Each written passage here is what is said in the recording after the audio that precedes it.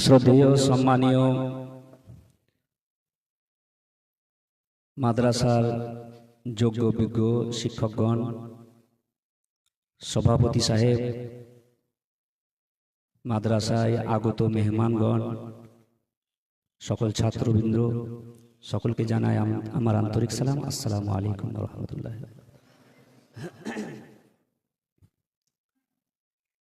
मंजिल से आगे बढ़कर मंजिल तलाश कर, मिल जाए अगर दरिया तो समंदर तलाश कर, हर शीशा टूट जाता है पत्थर की चोट से, पत्थर ही टूट जाए वो शीशा तलाश कर। आज के आमादेर सुल्तानपुर ও মালিপুর দরসে নিজামিয়া সুন্নি মাদ্রাসার 2026-27 সেশনের আজকে ক্লাস আরম্ভ হলো। আলহামদুলিল্লাহ যে আমরা এবছর ক্লাস শুরু করতে পেরেছি এবং নতুন পুরাতন সকল ছাত্র যারা এসেছে এবং যারা আসবে সকলকেই অভিনন্দন জানাই, ধন্যবাদ জানাই যে তারা এই মাদ্রাসাকে নতুন ছাত্ররা পছন্দ করেছে, চয়ন করেছে এবং এই মাদ্রাসাতে পড়ার জন্য পরিশ্রম করেছে। প্রায় রমজান মাসে, গত রমজান মাসে অতি পরিশ্রম করার পরে এখানে টেস্টে বসেছে। আমাদের এই সুলতানপুর ও মালিপুর দরসে নিজামিয়া সুন্নি মাদ্রাসা বিগত কমবেশি 70-80 বছর ধরে দ্বীন ইসলামের খিদমত করে আসছে। আগামীতেও ইনশাআল্লাহ যা হচ্ছে এর থেকেও বেশি খিদমত করার চেষ্টাতে কমিটি এবং মাদ্রাসা শিক্ষকগণ আছেন। তবে আজকে এই প্রতিষ্ঠানের ক্লাস শুভারম্ভের এই দিনে ছাত্রদেরকে কয়েকটি কথা বলতে চাই। সেটা হচ্ছে এই যে ছাত্র জীবনটা খুব সহজ জীবন, বিলাসিতার জীবন নয়। ছাত্র জীবন হলো কঠিন পরিশ্রমের জীবন, কঠিন কষ্ট করার জীবন। আর বিলাসিতা করে ছাত্র জীবনে যারা কাটায়, আরাম করে ऐश করে যারা কাটায়, তারা কিন্তু যদিও বা কোনোভাবে সফল হয়ে যায়, কিন্তু বেশিরভাগ আমরা হুজুরদের কাছ থেকে শুনি, তোমরা শুনেছো যে ইলম তো অর্জন হয়ে যাবে, বেশিরভাগ মিসবাই সাহেব বলেন, কিন্তু নূরে ইলমটা অর্জন হবে না। যদিও বা সফল হয়ে যায়, কিন্তু ইলম যেটা, ইলমের যে রুহানিয়াত, ইলমের মধ্যে যে নুরানিয়াত, সেই জিনিসটা আসবে না। আমাদের বুজুর্গানে দিনরা, আমরা বেশি দিন আগে নয়, 30-40 বছর আগের বুজুর্গানে দিন যিনারা আছেন, তিনারা খুব কষ্ট করে দূর দারাজে গিয়ে তিনারা জ্ঞান অর্জন করেছেন, তিনারা শিক্ষা অর্জন করেছেন। আমরা 3 টাইম ভালো মতন খাবার খাওয়ার পরেও আমাদের ছাত্ররা, বর্তমান যুগের ছাত্ররা জ্ঞান অর্জন করতে পারে না, ভালো শিক্ষায় শিক্ষিত হতে পারে না, নিজেদের মধ্যে সালাহিয়াত নিয়ে আসতে পারছে না, দক্ষতা নিয়ে আসতে পারছে না। অথচ আমাদের বুজুর্গানে দিনরা শুকনো রুটি খেয়ে খেয়ে জীবন যাপন করে জ্ঞান অর্জন করেছেন। আর শুকনো রুটি খেয়ে জীবন যাপন করেছেন এবং যে যে এলাকায় থেকেছেন ইলমের হিমালয় পাহাড়ের মতো দাঁড়িয়ে আছেন। এবং তিনাদের দ্বারাতে যদি তিনারা ইন্তেকাল করে গেছেন, তো মানুষ এখন পর্যন্ত তিনাদের ইলম থেকে, জ্ঞান থেকে উপকৃত হচ্ছে এবং কিয়ামত পর্যন্ত হবে। তাহলে আমাদেরকে, যখন আমরা এই মাদ্রাসার সাথে জড়িত আছি, আমরা যখন ইলমের দ্বীন অর্জন করতে এসেছি, তখন তোমাদের জন্য একটা বিষয় হবে যে এতে পরিশ্রম একান্ত প্রয়োজন। পরিশ্রমের দরকার, কষ্টের দরকার। বিনা কষ্টে কেউ ফল উপভোগ করতে পারে না। তো এই পরিশ্রম, কষ্ট দেখে অন্যান্য মাদ্রাসাতেও যেরকম হয়, আমাদের মাদ্রাসাতেও হয়। এই পরিশ্রম দেখে হয়তো মাঝ রাস্তায় কেউ ছেড়ে দিয়ে পালিয়ে গেল, বা কারো হয়তো কেউ হয়তো ভালো পড়াশোনা করতে পারছে না, ছেড়ে দিয়ে চলে গেল। এটা করা ঠিক হবে না।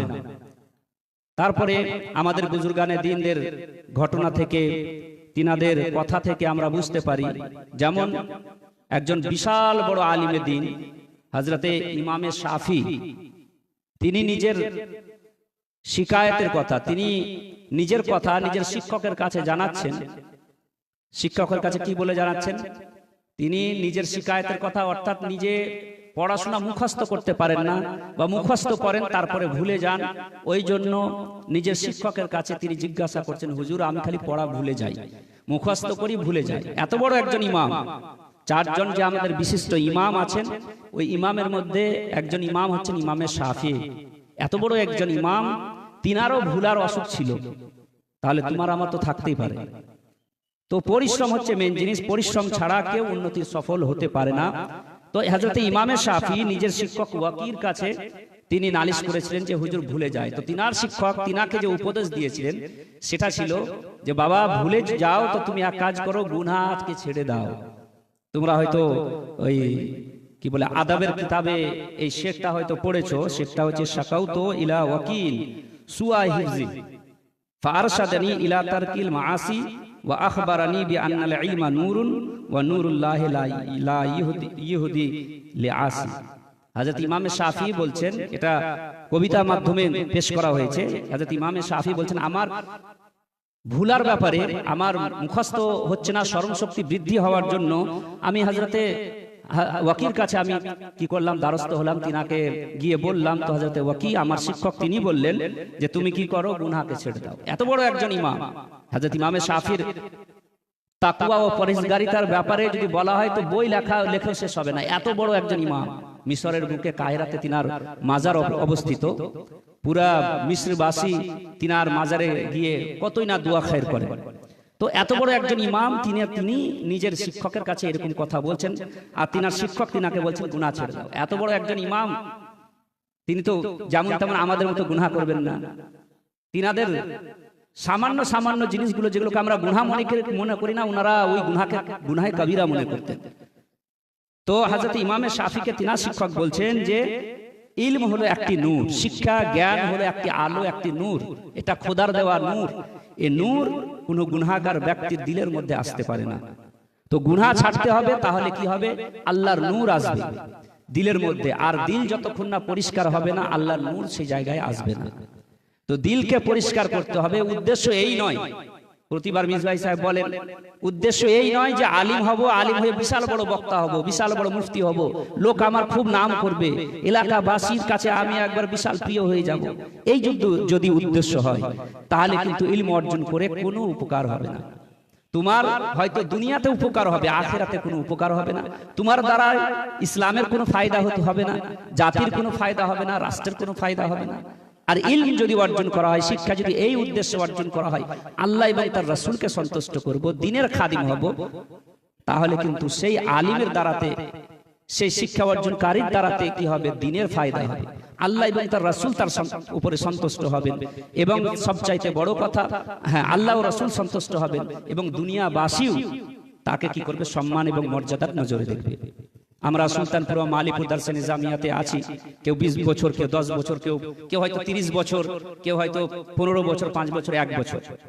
কতজন কতদিন ধরে আমাদের শিক্ষকেরা এখানে শিক্ষা দিয়ে যাচ্ছে, তিনাদের অক্লান্ত পরিশ্রম তোমরা দেখতে পাচ্ছ।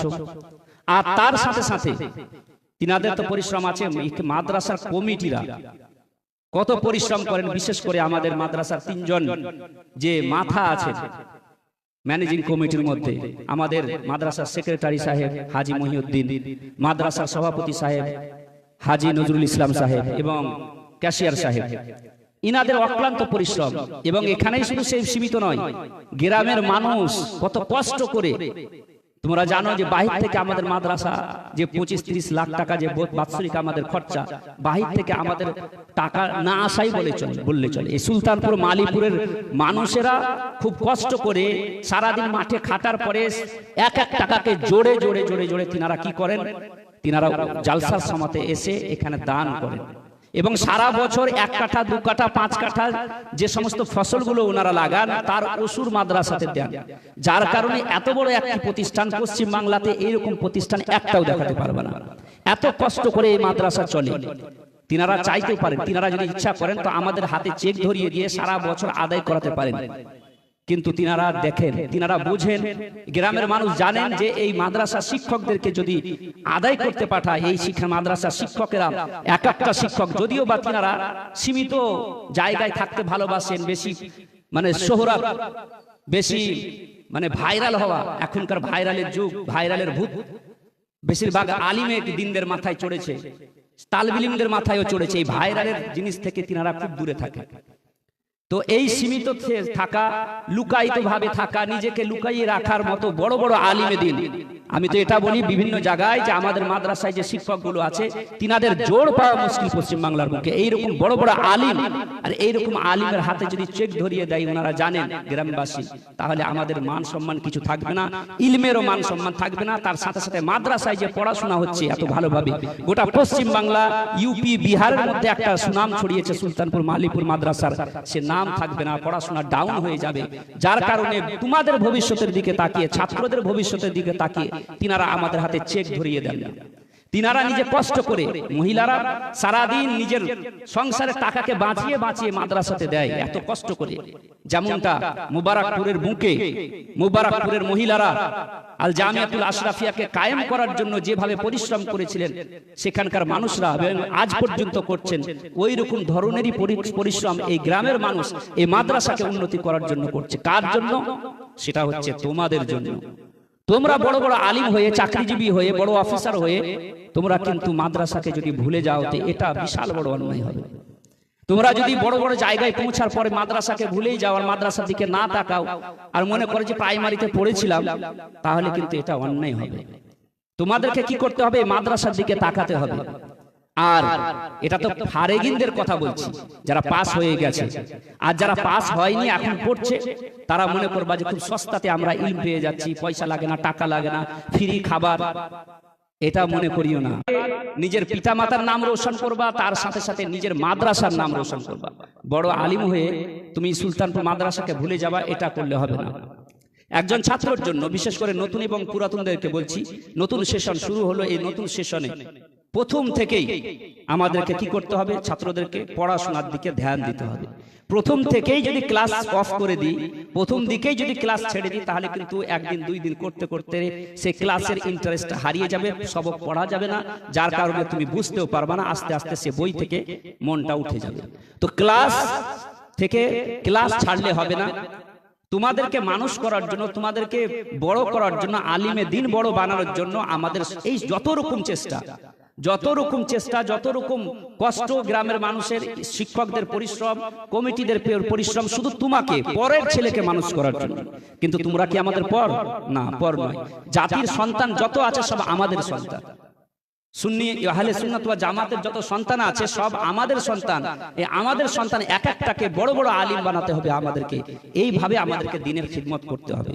বিগত 10-15 বছর ধরে আমাদের সুলতানপুর মালিপুর দারসে নিজামিয়া সুন্নি মাদ্রাসা, এটা গর্বের কথা নয়, এটা বরং আল্লাহ রাব্বুল আলামিনের দরবারে শুকরিয়া আদায় করে বলছি যে জাতিকে, পশ্চিম বাংলাকে বড় বড় আলিম দান করেছে, বড় বড় যোগ্য আলিম দান করেছে এই মাদ্রাসা। এটা শুধু মাদ্রাসা শিক্ষকদের, মাদ্রাসার কমিটিদের এটা অক্লান্ত পরিশ্রম ছাড়া আর কিছুই নয়। তবে বলবো এটাই যে সর্বদা একটা ছাত্রের জীবনে পড়ালেখা করা সর্বপ্রথম, তার কাছে সবচাইতে আগে পড়ালেখা করতে হবে। পড়ালেখার সাথে সাথে কি করতে হবে? শিক্ষকদের সম্মান করতে হবে। শিক্ষকদের সম্মান ছাড়া কোনো ছাত্র কোনোদিন সফল হতে পারে না। কারণ এটা বাংলা, ইংরেজি, অঙ্ক, স্কুল পড়া এইরকম শিক্ষা নয়। এটা হলো কি? রুহানি ইলম, এটা নবুয়তের ইলম। সিনা বা সিনা এটা কি হয়? মুনতাকিল হয়। তো এটার জন্য কি করা দরকার? নিজেকে নম্র হতে হবে, নিজেকে ভদ্র হতে হবে, শিক্ষকদের সম্মান সর্বদা মাথায় নিয়ে চলতে হবে, আর তার সাথে সাথে মেহনত করতে হবে। এইরকম ছাত্র আমরা দেখেছি, যদিও বা পড়াশোনাতে কি হয়ে যায়, এরা দুর্বল হয়, কিন্তু পাস হওয়ার পর টুটা ফুটা যেমন তেমন ভাবে পাস হওয়ার পরেও দেখা যায় যে এলাকায় থাকে সে এলাকার রত্ন হয়ে থাকে। সে এলাকায় প্রদীপ হয়ে কি করে? এলাকাবাসীকে আলোকিত করে। আর দেখাও গেছে এরকম যে বিশাল 1 নম্বর মাদ্রাসার ছাত্র, গোটা মাদ্রাসার 1 নম্বর, কিন্তু দেখা যায় যে ওস্তাদের বেয়াদবি করার জন্য, শিক্ষকের সম্পর্কে উল্টো পাল্টা বলার কারণে, শিক্ষকদের সম্মান না করার কারণে, চাহে সে যেমনই প্রকারের শিক্ষক হোক না কেন, ইবতেদাইয়ার হোক যা ফজিলতের হোক, যেমনই শিক্ষক হোক না কেন, শিক্ষকের সম্মান যদি করেছে না করেছে, তো সেই রকমই 1 নম্বর থাকা ছাত্রও কি হয়ে গেছে, তার দ্বারাতে দ্বীনের খিদমত হয়নি, ইসলামের খিদমত হয়নি। তার নাম আজকে দেখবা যে ওইরকম ব্যক্তির নাম হয়তো কেউ চিনেই না ওই সব ব্যক্তিকে, কিন্তু একজন ব্যক্তি, একজন ছাত্র পড়ার জীবনে শিক্ষকের সম্মান করেছে, মাদ্রাসার কাজ করেছে এবং পড়াশোনা চালিয়ে গেছে, পরিশ্রমের উপরে পরিশ্রম করেছে। হয়তো সে দুর্বল ছিল পড়াশোনাতে, এরকম ছাত্ররা পুরো এলাকার মধ্যে কি হয়ে আছে, পীর সাহেবের মতন সেজে আছে। তার প্রত্যেক কথাতে মানুষ উঠে এবং বসে, এরকম আমাদের আলিমের মধ্যে আলিম আছে। তো বলতে এটাই চাইবো যে সর্বদা নিজেকে পড়াশোনার প্রতি ঝুঁকি দাও। পড়াশোনা করেই কি হতে পারে, একজন ছাত্র সফল হতে পারে। আর বিশেষ করে যারা তোমাদের জন্য পরিশ্রম করছে, তাদের পরিশ্রমকে নষ্ট করবে না।